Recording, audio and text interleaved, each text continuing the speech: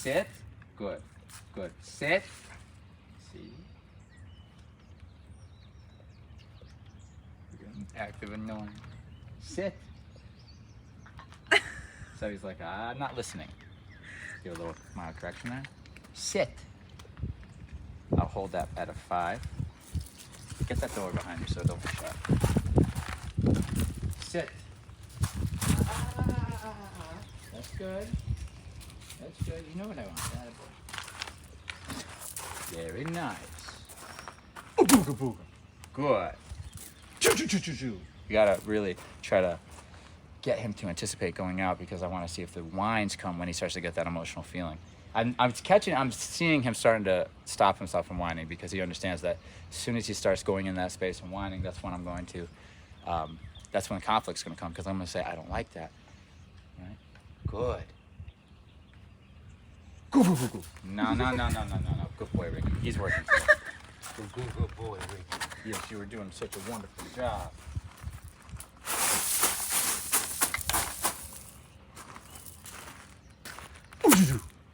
Good. Good. Down. This is a good boy. This is a good boy, but see, he knows that I asked him to do something. You see how they kind of show their hand and then he's like, I'd rather not? See, he's kind of like shuffling to do it and then he's like, I'd rather not. Down. Active ignoring right there. Down. A couple light numbers, it's our 5. And then I'm gonna hold it. Down.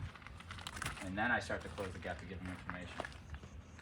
All right, so he sniffs the ground. He's telling me, yes, I know what I'm supposed to do.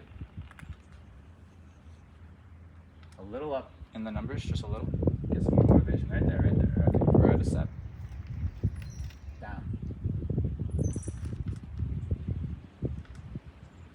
See, we're at a 10. That's good. And the conversation, because I get to keep this going, is continuing. He's not getting out of me asking him. No matter how long it takes, I'm going up to find a number that I find that he thinks that he wants to turn off. There's a 17, that looks about right. Let him itch through it. I'm still just humming it in the background. That number's perfect, because he's motivated to turn it off, but he's not freaking out. It's at a 17. Let him itch. He tries to turn it off by itching. He's going to swing back around and look at me and be like, what do I do? It's not turning off. And I'll tell him to down again. And then he'll down. So, again, when we're first starting down, which is weird, this is the beginning of it, it can look like long reps like this where the dog takes forever to figure it out. But then, like, shortly, they figure it out very quick and they start dropping it very nicely. Down. And so we're still having the conversation. I'm still going with the numbers. The number's there. A little less relevant, but it's there. He knows that I'm still asking him to do something.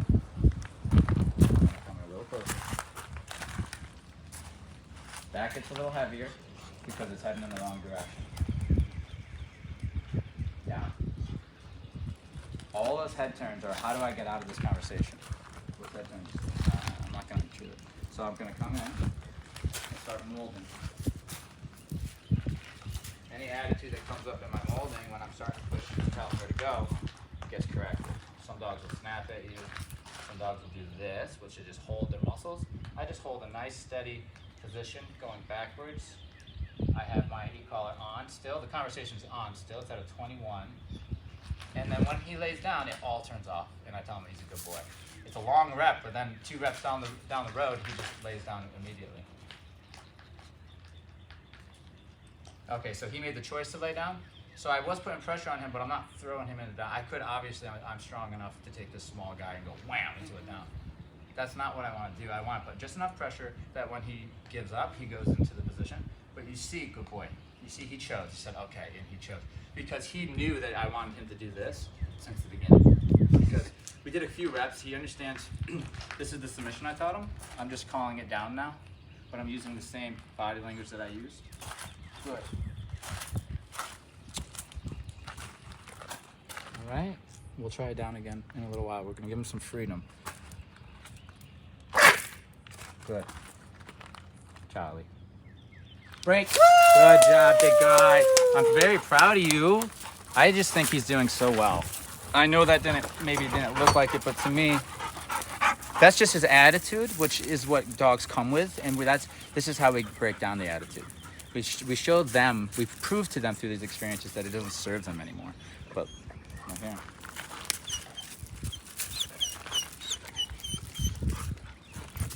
I'm gonna keep pestering him now because he made that noise to go into a different space mentally. There's So the alternative that's going behavior. to be alternative behavior, right? What happens soon is he's going to feel himself start to whine, or maybe even hear himself, stop himself, and do that without me having to tell him what to do. Because he knows if he does that, I won't get onto him. See, he started whining, and I started correcting him, and I didn't leave him alone. The follow-through is I'm still correcting him, just tap, tap, as I'm following him on a low level until he submits. He picks his head up, he starts panting. Now he's starting to think more. So see, thinking more. So we're starting to see the stress go up. The energy just went up. So I disagree with that. Those thoughts will become actions if I allow them. Now he's not thinking. Now he's accepting. This is where I am. Such a perfect dog to teach the public about these techniques of state of mind, because he's very obvious with his state of mind errors because he whines really heavily and he pants. But he's not a biter, and he's not like, he's only 7 months. He's not super extreme.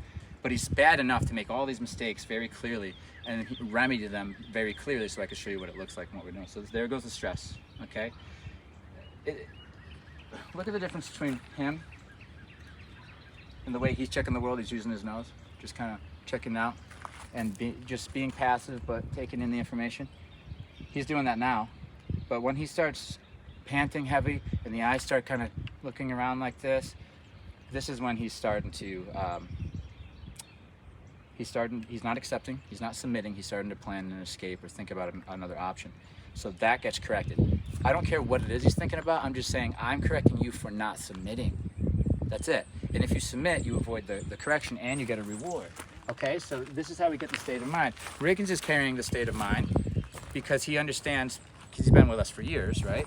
He understands when it's appropriate to carry that excited state of mind. And he knows right now it's not appropriate. This guy is learning that right now, this little puppy here. Good, beautiful boy. That's his alternative for when he's feeling anxious, okay? That's his alternative, rather than coming up on Julie and jumping on her and then coming over here and then pulling on the leash and turning into barking and just getting a whole meltdown.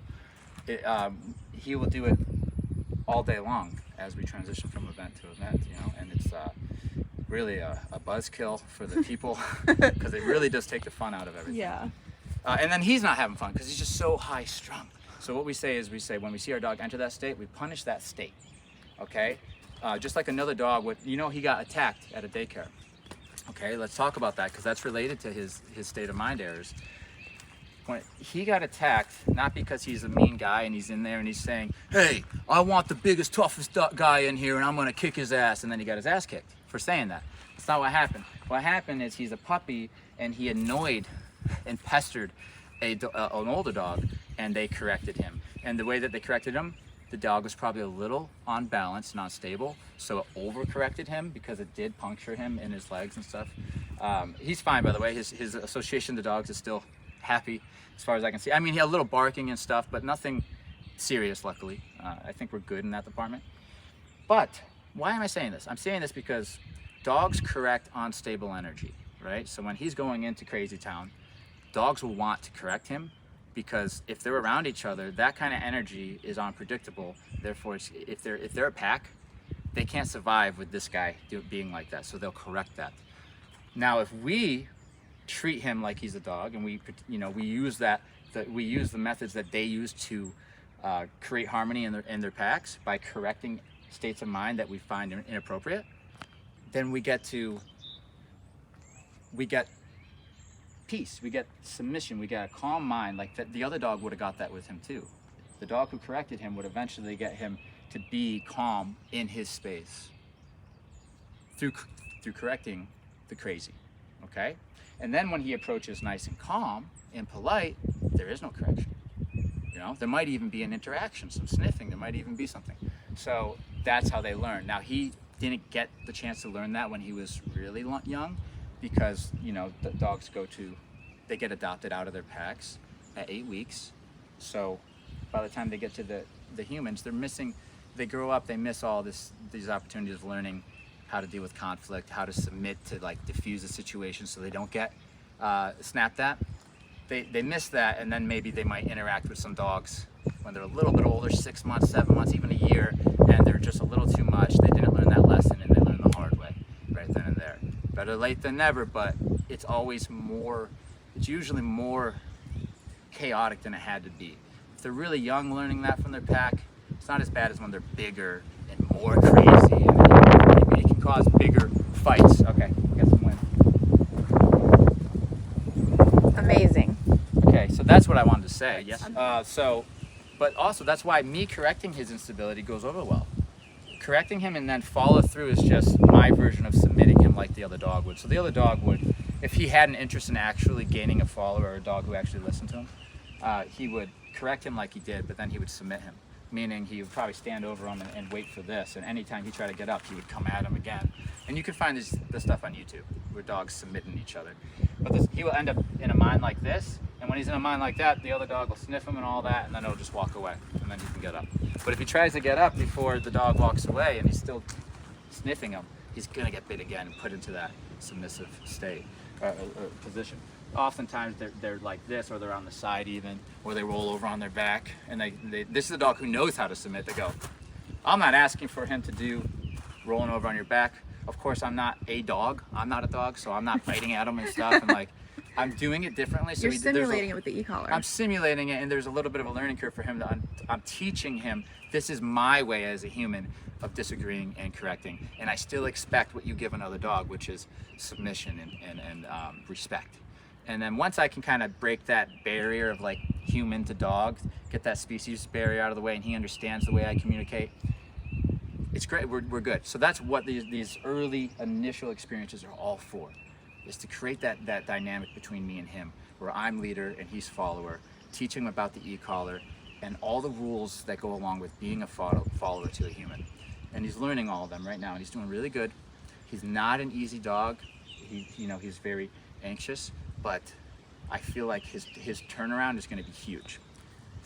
That being said, let's move on and get on with our outing here. We had a great start. I'm going to give him some freedom, have some fun, and see what comes up as we go out. Look at this. Trying to run away. Did you see that? It's really mild. I did see that. I read it, and I noticed it from yesterday.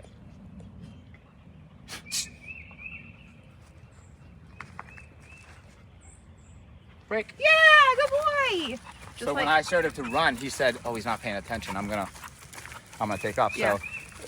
So, still having thoughts of fleeing the pack, which means we don't have a complete. And I know this already. I'm just saying this.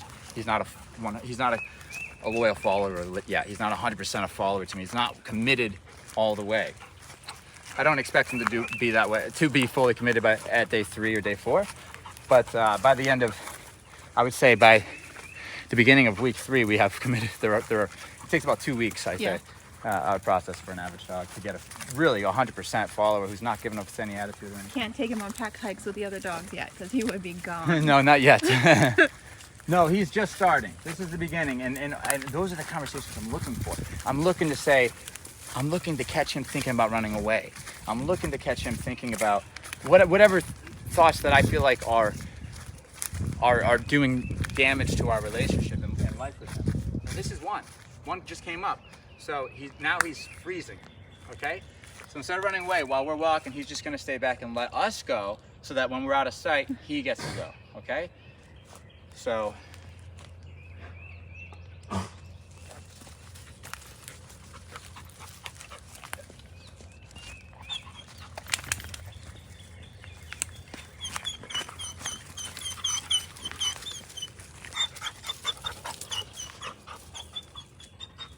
complaining.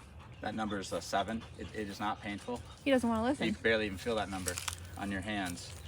It is a reminder that that low number reminds him that there's no way out, because he's already tested and had the heavier numbers.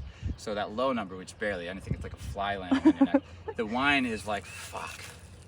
It's like, because I don't want to recall. I want freedom to leave or to do whatever I want. So he's fighting, again, he's fighting for the freedom to do what he wants, even when we ask him to do the opposite, right? So if I say recall, he's going to be like, oh, is I have to go to him and sit when I don't want to. So the whining is more frustration at this point for that time there. Just to be clear, everybody knows he wasn't getting punished right there at all. He was getting informational levels and whining because it's like, damn it.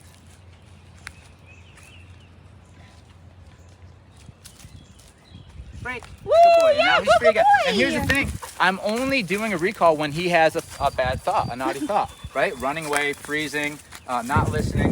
If he just does what Rickens is doing, there is no recall at this point. There is no punishment. So that's to teach him that, you know, be committed to following us. Enjoy yourself.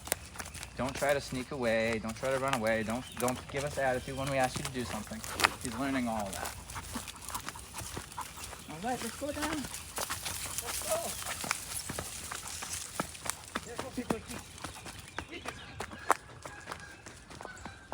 Good dog. Oh, yeah, good boy.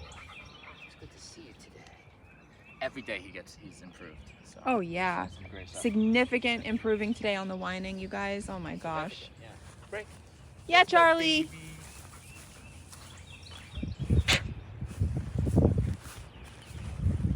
Break. Yeah! Yay! Good job! Yay! Nice work, big guy. Goof guy. Goofy.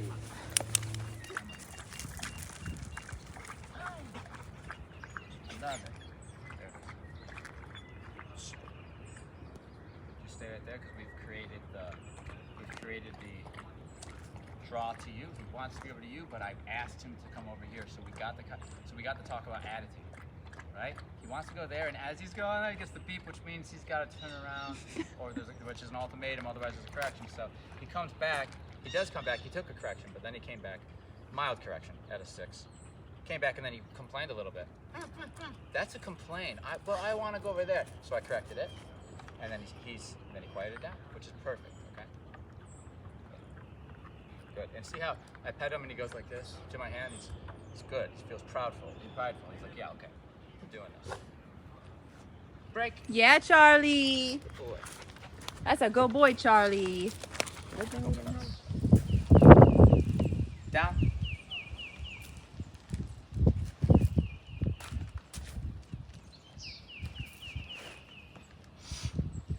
Down.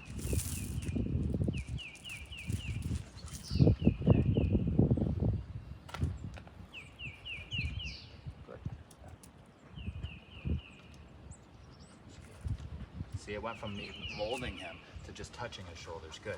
And I won't even have to do that. Just click on the collar, puts him down if he doesn't know. Good thing. So that was the second. The last rep you've seen was when I was molding him, putting more pressure on. That's the second rep. We just did some other stuff and came back and did it right here. And I just barely touched him, right? So it's not like every time I want my dog to down, I'm gonna be bear hugging him or something. It's just a method to show him how to turn off the pressure. He learns it. Soon I'm not even gonna have to put a finger on his fur. Just the stim alone is a solution. He knows to lay down to turn it off. Nope.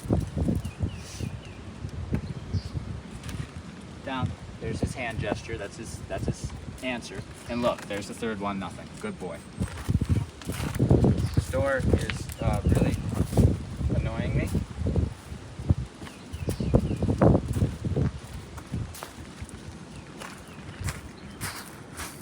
Break. Yeah, Good Charlie. doggy. That Good was really boy. fun. That was top level companion stuff right there. Okay, there's a difference between a pet and a companion, and he's becoming the latter.